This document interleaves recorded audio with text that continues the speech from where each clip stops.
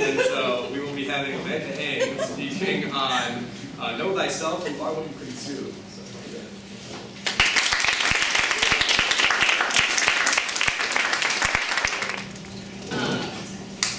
So the sort of where our title comes from is from this like Latin phrase, "Cora cor locutor, abusus abusum vocat." Heart speaks to heart, deep is calling to deep. And the first part of it is actually Cardinal Newman's like Episcopal motto, and it's also on the crest of like all the Newman centers around. But what is this pointing to? It points to how, so it's like how like the heart is like the deep, the infinite depths of the ocean. Like, okay, it's not actually infinite, but in our hearts, there's like this infinite longing, and this longing can only be fulfilled by something else that is also infinite, which we believe to be God. And so we believe that we all, whatever we do, we're seeking God. And sometimes when we engage in something and we aren't fulfilled by it, it's because we're trying to like fill this hole with which can only fit God with like something else, And what I'm here to say is like we're here to like begin a conversation and not to like tell you what to do or like what to believe and stuff. Because the main point of my talk actually is that you are now at a point where you are making your life decisions by yourself, and you have this freedom to do that, this God-given freedom. And the question then becomes, how can we make these decisions in a way that is, for the glory of God, for the edification of our own selves and for everyone else around us. So St. Paul says, when I was a child, I spoke like a child, I thought like a child, I reasoned like a child. When I became a man, I gave up childish ways. And so this is like the Old Testament versus the New Testament to me in a way. So in the Old Testament, Moses received the Ten Commandments from God. And it was like, the Ten Commandments, this is the circle, you're inside the circle, don't cross the line, don't get out of the circle.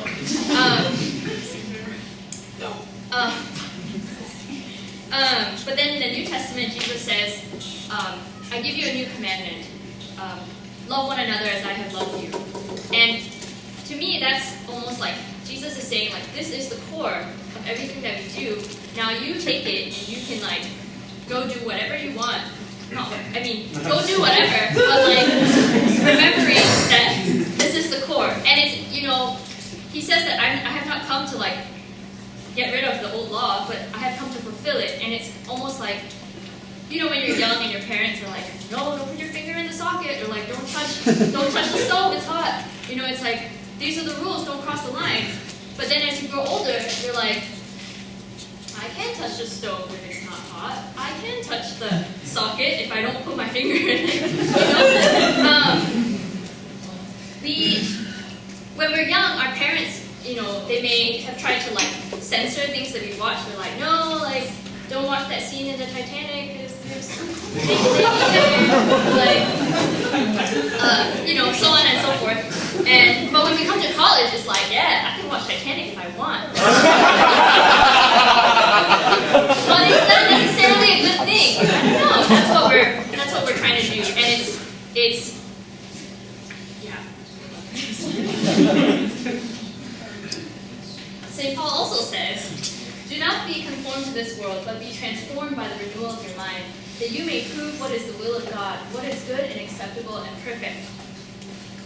So, when I came to college and I started getting involved in Newman, I reached a critical point in my faith when I realized that faith isn't just something that you do on Sundays, not just something that you do on that 1 hour in the church. It's something that is able to permeate every aspect of your life if you let it, if you choose to do so. And I realized that being a Christian was not just constrained to one activity, but that it was like a worldview. It was like something that I could apply to every area of my life. And this was, I started to apply like skills that I learned, like intellectual. I started to have the Christian ideas infiltrate my intellectual endeavors, and I wanted to learn more. I started to read more. I started to think hey, I listen to this music and watch these shows, but that doesn't really fit in with what I really believe. And so the question became how should I become more selective of what I sort of expose myself to in terms of media?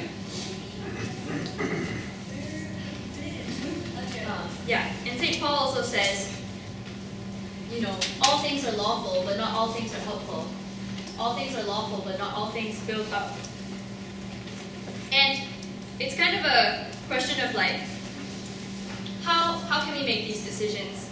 To me it seems if you think of your life choices as tending a garden, and if you make good choices, it can be you're lovingly offering up all your choices to the Father. Each good choice can be this beautiful thing that blossoms and grows in your life, and it builds up the garden. But if you make choices that are harmful to you, it diminishes the beauty of the garden. And at the end of the day, you're look, Dad, this is what I have. And it's a question of how can we lovingly sort of apply things that we know and believe to be true in these aspects of our life. So these are some questions that I like to consider when I'm faced with a question of I don't know if this is really good for me.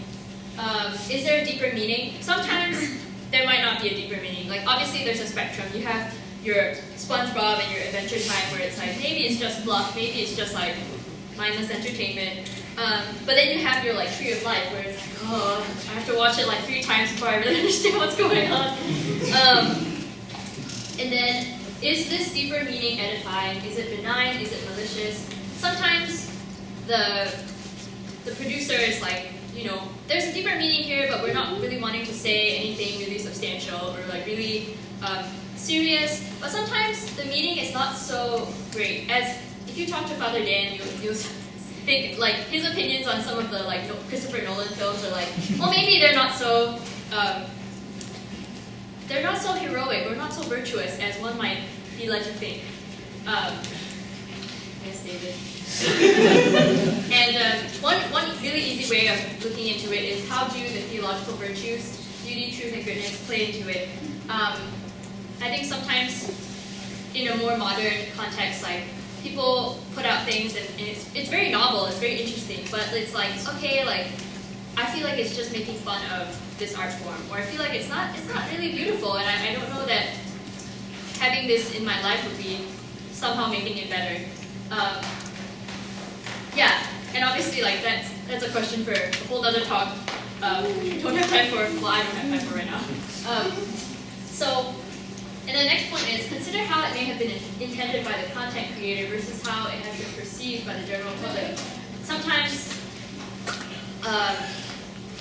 for example, 50 Shades of Grey, it was super popular and everyone was oh my gosh, this is a great movie, I'm going to watch it on Valentine's Day because it's such a great meaning of love and stuff.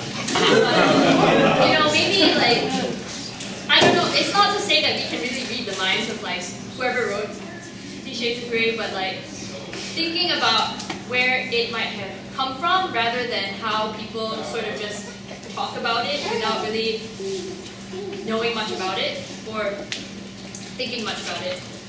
And the last thing is something that is really pertinent to my life especially. Consider how you're using this work. Are you being edified by it? Sometimes I find myself just kind of scrolling through the internet, just sort of clicking one thing after another, looking for stimulation from I'm just bored, I just want to be entertained. And I'm well, is that really a good thing?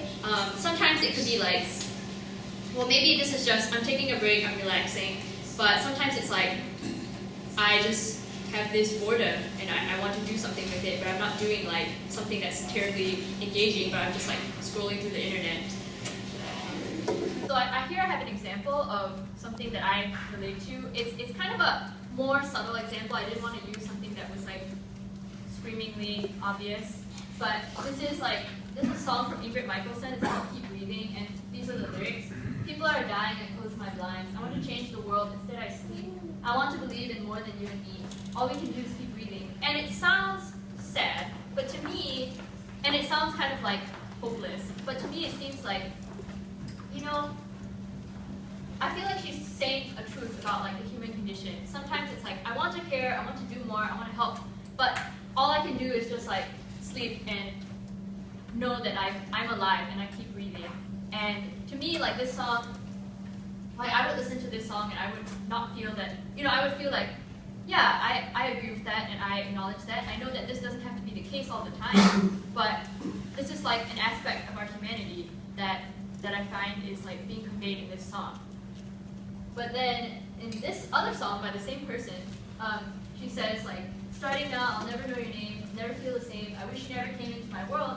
And I'm like, well, some days it's okay for me to listen to this, but some days when I'm, perhaps not feeling the best, I'm like, this song just makes me feel like all guys are jerks. And, it makes me feel like all my past experiences, like, especially the more hurtful ones are like, they're not really worth anything and I just need to like erase them. But in a Christian understanding of the world, it's like, suffering has redemption, and I shouldn't try to like avoid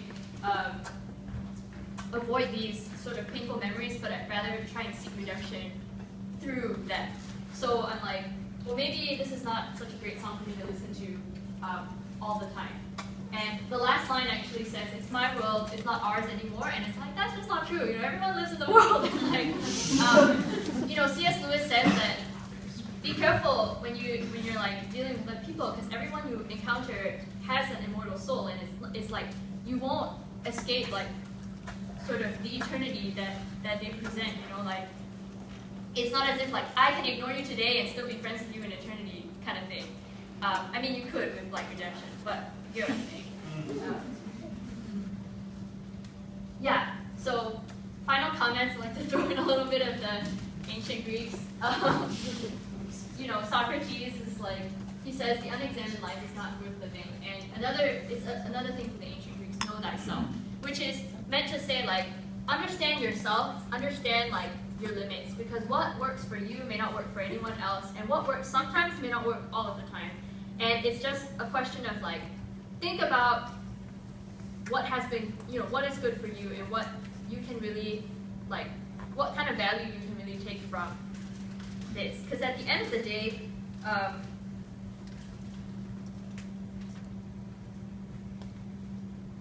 this is a quote from JP2, and he says, by giving man an intelligent and free nature, he is thereby ordained that each man alone will decide for himself the ends of his activity and not be a blind tool of someone else's ends. God allows man to learn his supernatural ends, but the decision to strive towards an end, the choice, of course, is left to man's free will. And at the end of the day, this talk is called You Are What You Consume. When we consume the Eucharist, God becomes a part of us. And like, he can transform us into like something like himself. But the choice to allow him to do that remains with us.